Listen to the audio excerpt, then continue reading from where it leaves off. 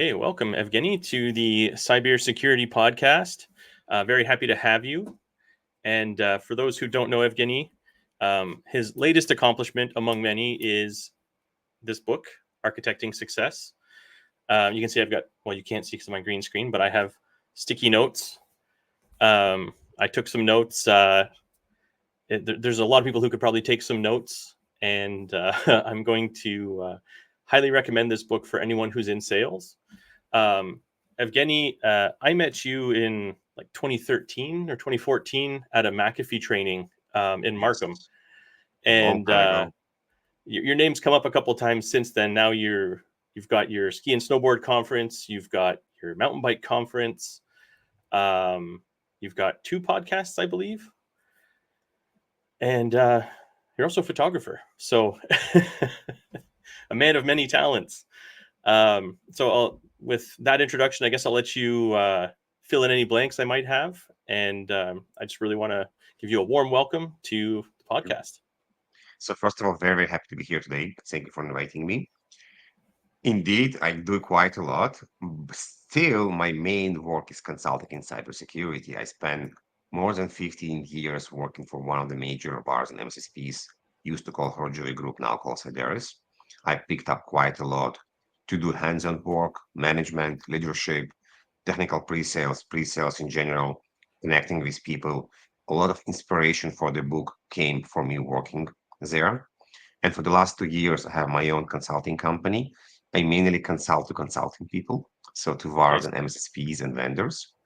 And this could be on vendor to choose, on procedures, on architecture, on design, many, many different things as well. But beside this, I'm very passionate about connection and communication. I think we have so many talented people in the industry, and in many cases, they prefer to be behind the screen and not reflect and explain the work they're doing. Because what what you have in our brain and output in a concise, easy, sometimes business language, it's much harder. So I use a lot of metaphors in my life and trying to explain people in the language they understand or in metaphors they understand as well. Awesome. Yeah, I definitely picked that up in your book. It seems as though you initially started out as like a professional services implementation kind of guy, right? Um, so a lot of people in that role, soft skills aren't necessarily first, right? Like it's all about getting the job done. Over the years, I've been a guy who's bought a lot of technology and professional services. I've been on the SC side, TAM side, etc. And whether it's sometimes it's even clients that like they're really deep in the tech, the soft skills kind of fall away. And some people it's normal, it's whatever, you just kind of take it as you can. But when you're on the sales side of the house and your only job is to really provide value to these prospective clients, um, soft skills is, well, it's really, that's what you lead with, right? Because Fundamental, fundamental. Yeah. otherwise, no one wants to listen to your technical if you're a person that people can't stand, right? So But you know what? Let's. You mentioned about being a technical person, and you don't Mhm. always need soft skills. And something that not important, but was part of my life. I'm kind of a lazy person. And lazy, not in the bad way, I think lazy in a good way, because I find different ways, in some cases automate, in some cases find it more efficient to do stuff. So let's think about how laziness, soft skills, and technical people, how we can connect all this. So me being a firewall engineer and deployment person, later on running a team as well, I always told people, and I did it by myself as well, if you're going to be spending with someone a week deploying a firewall, configuring rules, doing a cutover. You cannot just talk about work all the time. It's going to be very boring. You want to talk about some other things, their hobbies. But there's also a catch. One, it will be much nicer. You maybe find a new friend. It's going to be more fun for you and more fun for them. Now let's look at the laziness part. When something gonna go wrong, and it usually goes wrong eventually, something happens, there is a misconfiguration, there's misunderstanding on the protocol. If you build a rapport, if you build a connection with the person you're working on, they're not gonna automatically quickly blame you. They're gonna say, "Hey, Steve, hey, Evgeny, you just did it yesterday. La, la, la, la, la, come fix it right away." Because I kind of like Steve. It's kind of nice. Let me try to figure out myself first. Oh, I call say, "Hey, Steve, that was an issue yesterday. Let's figure out together." So now it's the laziness part. I'm building something. I'm teaching somebody doing something. They're gonna have less work for me later on, if you can say this. Absolutely. You've In a become a good way. force In a good multiplier. way. Yes. Yes. Yeah, yeah. It's not so much that you have less work to do later, it's just that you've now made the world a better place, let's say, by educating someone and inspiring them to want to do that work as well, so that it's not just either you're there or you're not there and everything falls apart. Yes. So yeah, 100% I agree. And I've had lots of clients or prospective clients where it's that same situation where, when something breaks, they're like, oh, I tried these 10 things, but I think it might be actually something wrong with X. And then we can bring in a specialist or we can dig deeper into their environment. And it makes life so much easier rather than just essentially being tech support. You're still a solutions provider and your client is on board. They're part of the team. Yes, 100%. So soft skills in a way could be used anywhere. So let's say you're a team member and you now want to have a promotion or you have a new idea and you want to pitch your idea to your manager. Guess what? You're selling to your manager. You're selling to your teammates. You may be not selling a new solution to buy something, but it could be a new idea how to do things. You maybe want to work from home more. Not the problem lately, but in the past. Or you want to maybe do something else. You now need to sell. If you can figure out your manager personality, if you can understand what motivates them, if you can relate to them, like, oh, Steve, you have a couple of kids, I have a couple of kids. You know how sometimes in the morning you need to put the kids at work at school. If I'm gonna pitch this to somebody without kids, I'm like, yeah, so I'll just put them in school. But it's not as easy to put kids in school in the morning because you need to do multiple things. If you have kids, you will understand, like, oh, yes, I know, yes. Like, would it be okay if I come to work later? Or maybe on these days, I will work from home in the morning, but I will able to do XYZ. Or I'll start the day at 6 a.m., work till 7, and then I have to put the kids at school and come later. Like different examples. But you need to understand what motivates the other person. Maybe they like sports cars. Maybe you can relate, hey, I was just in the India race the other day and I saw this. And they'll be, oh, yeah, you're going to India. I know you go to India. Which race did you watch? What do you like? Who's your favorite driver? And it's not impossible to find because, yes, some people are going to be very close, but some people maybe post stuff on Facebook, put stuff on LinkedIn. Again, don't be a creep. Don't try to kind of go, oh, I know what you did last winter and went here and here. You need to have perspective. Yeah, absolutely. And that's what I like that about your pre-call research section of your book. Um, see if you can find common ground without, you know, knowing their kids' names or like things that might come off as a little bit, oh, this guy's full stalking me. He's not just trying to find common ground. Maybe he wants to eat me. That's that's where it can get to be too much.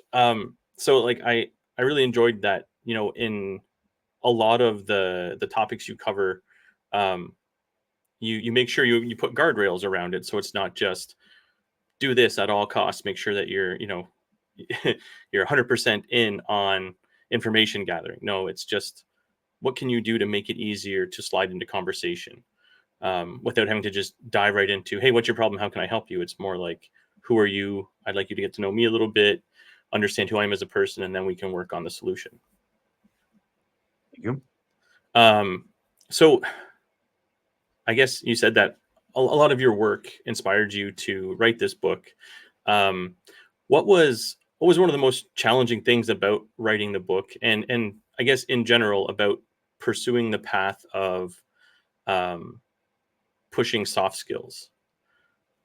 Ooh, let's start with this book and motivation as well. So there was one when I worked in this surgery group.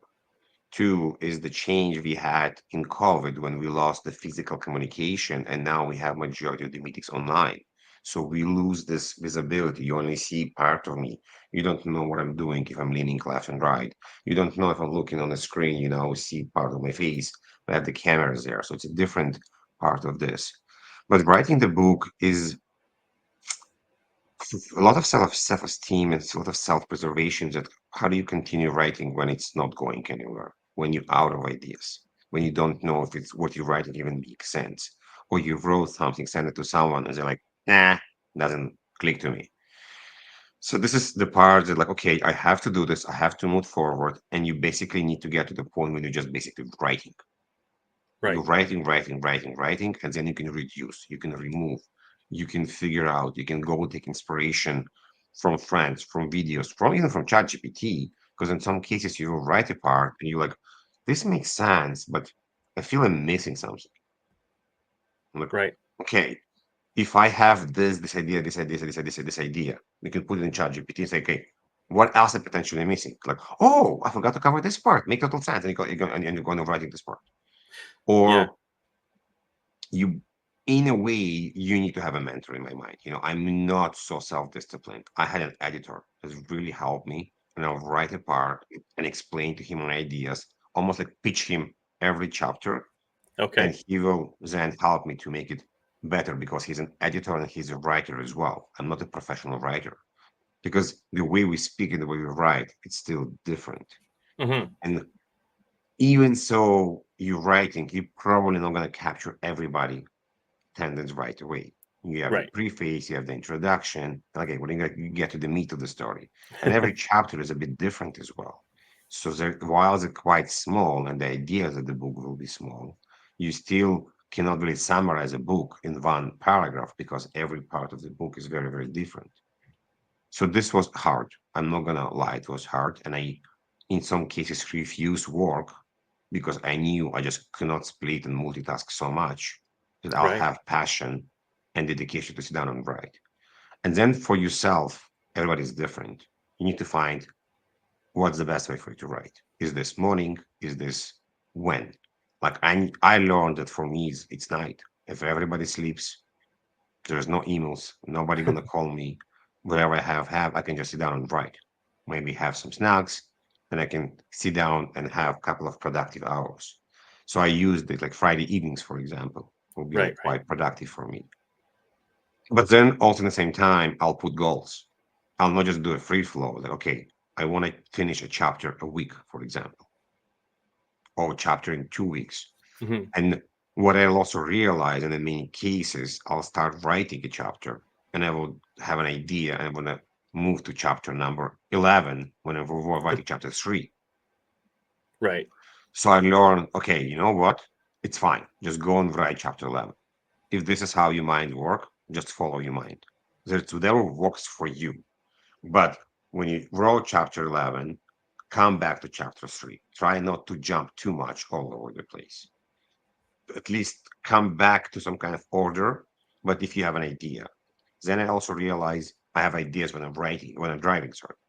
So Right. I'll start recording. I got an audio recorder, like an old fashioned audio recorder. Okay. And I just, because it's just so tiny, so small, like I need to open an application, my phone, nothing. I can just take it out, Just click start record. recording. And so basically in the car, I had an audio recorder. And then I'll come Perfect. back, put it put it in the computer, transcribe it, and put it in a chapter and just start modifying. Nice. That's awesome. So you had like a system, you had focus, you had persistence.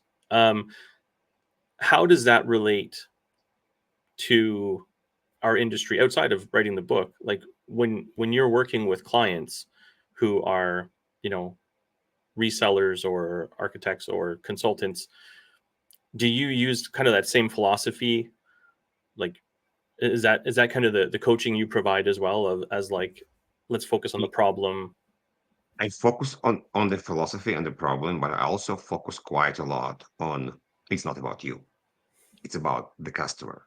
And what I mean by the customer, if you think they understand and learn the way you learn and understand, it doesn't mean it's true. And we have a very mature customers right now, very educated customers right now. You want to guide them, but in the same time, you want to be guided as well. So you Hmm. want us, the customer, I mean, the customers, you're going to deal with network segmentation. I am data discovery. Guide me if there's a better way for us to work. If there is no, I'll just stick to what I usually do. Right. But if there's a preference, let's do that. And what I also learned is my mind worked relatively quick and I remember quite a lot. But it doesn't mean that everybody will do the same or different.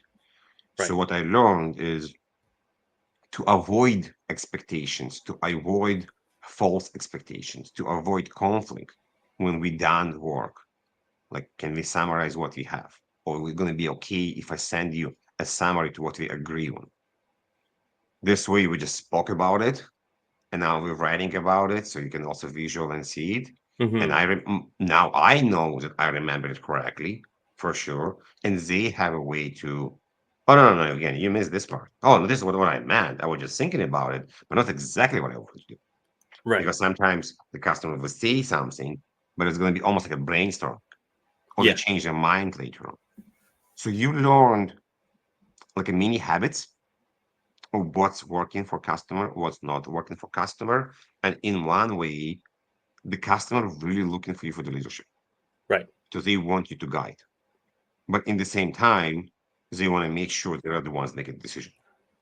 Yeah. And Yeah. Yeah. Absolutely. it's a dance. It's a dance. It's literally a dance. You need to understand where you're leading and where you're stepping back and let them lead. And I need to understand what for the customer. And it's hard when you on a Zoom call, Teams, Google Meets call, and maybe the customer don't have a video. So you're Right. trying to preach and you don't see the eyes, you don't see the body expression. You have no idea what's happening. So my view is if you can ask him to be on video Hmm. when possible. There are going to be always exceptions. But we all probably can agree that whiteboarding is the best way to analyze problems. There is nothing else beating whiteboarding, at least yet. Absolutely. We don't have we don't have way to connect each other's brain. We don't do telepathy. We are visual. We can drawing. We can understand. We do lines. We can visualize stuff better and then agree what's happening.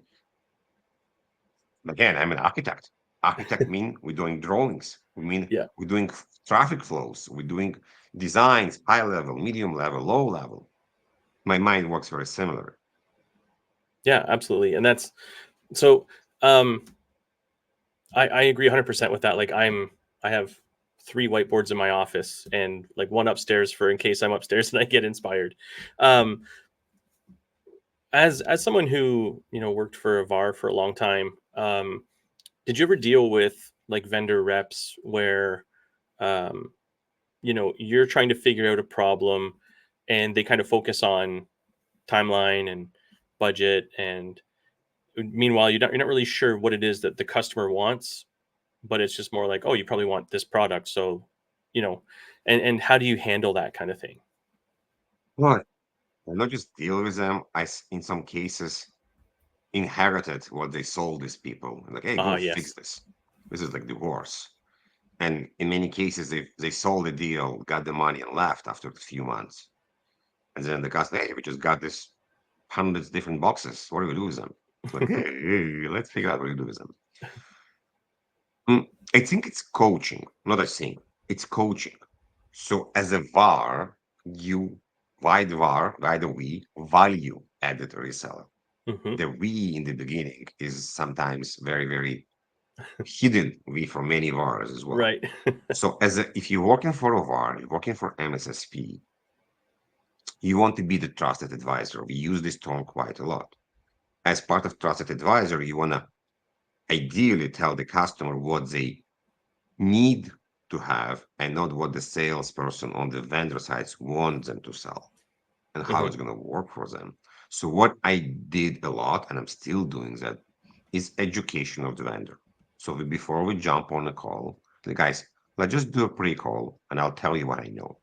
First of all, to save you time to not ask the questions you probably want to ask.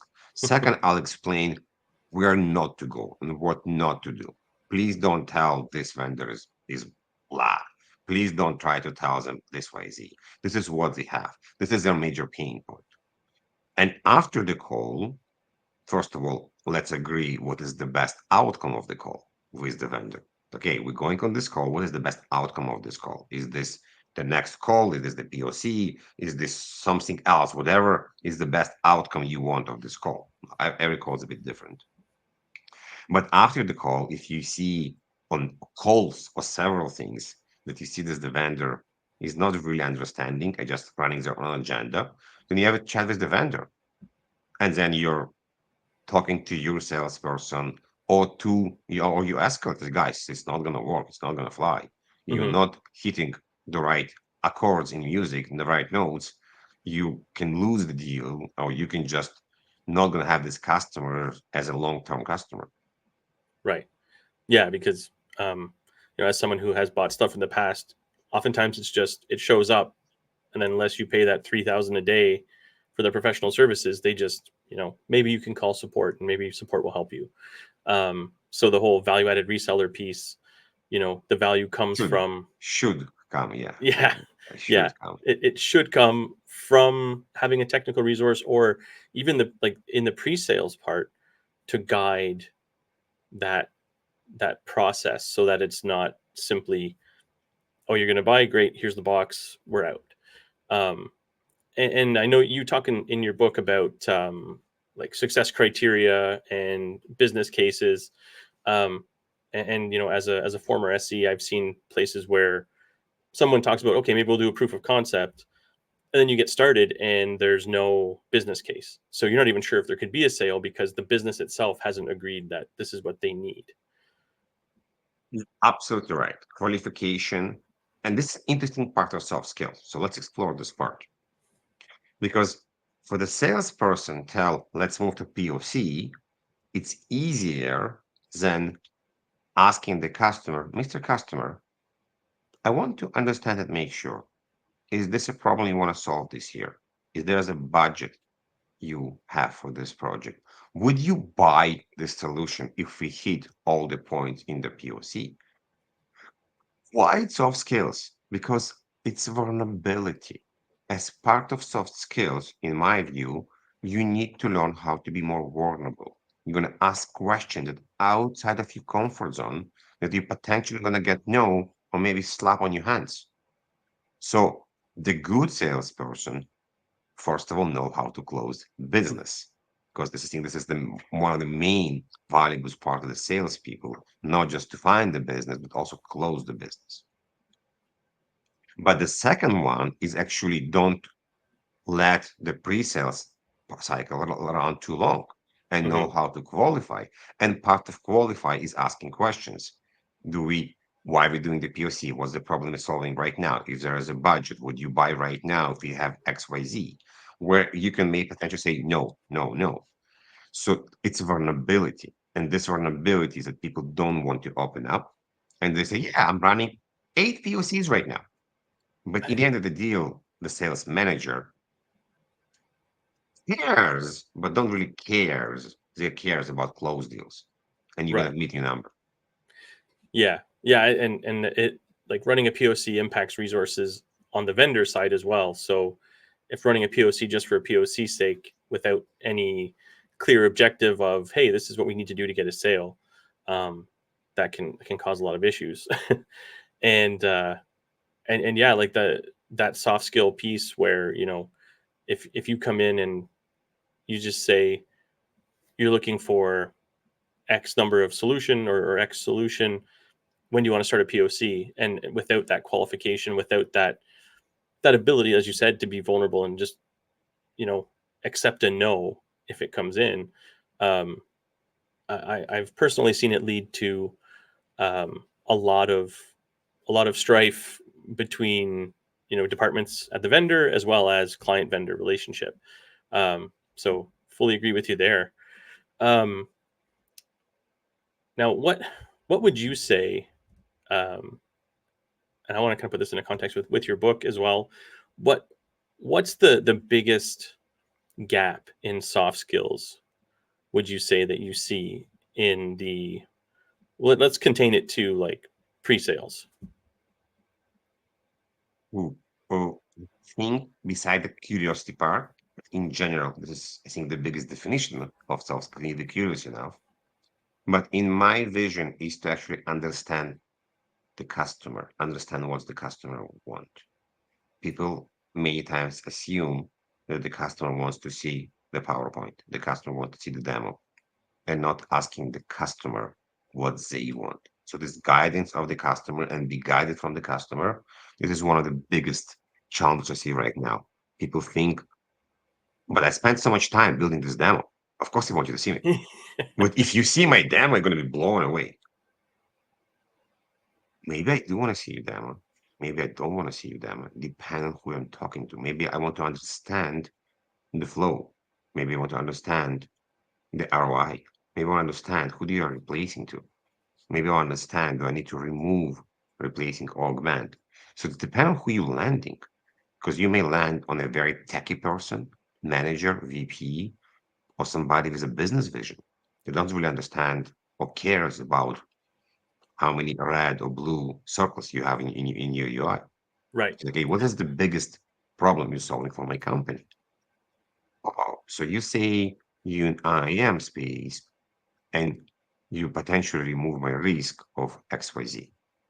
Or I have this issue that I need to have more people doing onboarding. Or I have this issue when I don't know which device I have in my company. That's why I cannot really have asset management because it's impacted my asset management. And therefore, I cannot say I'm protecting my entire company. So if I explain to you that my company can, so let's just pick a product. We're not going to mention vendors, but a product to connect to all the other products in the company and create a very detailed asset management of all your components. And therefore, you can now understand which of the devices are protected. You need to see the demo. If I tell you it's working, but if you understand the concept, like, okay, I understand the concept. I like the concept. Is it working? Yes. Let me bring my tactics and see it's working in my environment. But in some cases, it's the concept that it's working. If I tell you I have a very fancy email security that work over API, do you really need me to show you how I do the API connection to Office 365? Or do you want to understand the concept of how you understand? Or you want to understand how you do inbound email, outbound email, or internal email? Now, when you show me the demo, is this a sterile environment that everything is working as expected? I don't know. So that's why I'm saying that one of the biggest problem I see, and I think it's part of soft skills, is to actually understand the customer, what they want. And you may say, but if it's a brand new company with brand new product about AI security, blah, blah, blah, and I'm doing education, they maybe don't have an opinion. You know, you're going to be absolutely right. Then, if they have no idea, and it's pure educational, then they maybe you can say, Mr. Customer, we're going to do an education, please not for 25 minutes, for 5, 7 minutes, and then we can go different ways. Still tell us which better way to go. Yeah.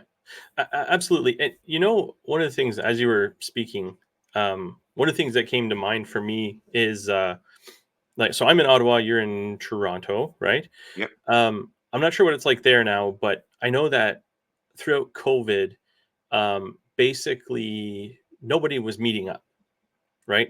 Like, first of all, we couldn't for a while, and then when we could, people were still kind of like, "No, I don't want to." And now people are like, "I'm at home. I don't want to be anywhere else." And so I remember back in the day, um, like 10 years ago now, when I was an SE or a solution specialist or whatever for a VAR, we would meet with vendors after work. We would meet with clients day in, day out. And then it takes away from the ability to demo, right? Unless you bring a laptop. And then if you bring a laptop to a bar or something, then the demo gods are against you right from the get go. So what you're doing is you're just explaining the concepts. You're explaining how things work, and then the client can say, "Oh, I would like to see that. Let's schedule that." So I think that's one of the things that's kind of taken us away. It's removed that element of soft skills is more of the face to face, and And distraction. I'm going to interrupt you here on that. Think about that. When we have face to face, we are much less distracted. We're not touching our phones all the time.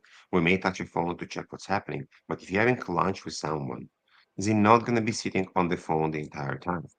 They're not going to be looking on the screen. I have four screens right now. But during the call, I may have talking to you, running the presentation on one part, whatever we're talking about, have LinkedIn, have an Outlook, or whatever it is. Hmm. So there's a lot of distraction happening right now. And the physical meetings, we didn't. We had the full attention. And guess what? If you agree to have lunch with me, you're not going to stand up during lunch and say, you're boring, I'm going to leave. Yeah. You still have more time with me to convince me I'm not boring and I'm very, very sexy and I have amazing product or whatever it is. But if you present it to me over Zoom and like, I don't connect with you, it's not interesting. I'll say, yeah, nice. And be like, yeah, this is amazing.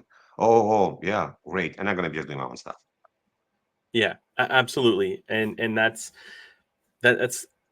yeah, it's one of the things I'm starting to miss a little bit more as a consultant too, being home all the time. It's like, okay, like when do I get to see the next cool thing or hear about the next cool thing or Conferences, see people? I Yeah. think conference is changing because of that. Conference Hmm. is not now less about show me all the cool talks. I can see them on YouTube and more about networking and talking to people and have this communication and share stories or doing round tables versus just pure talk.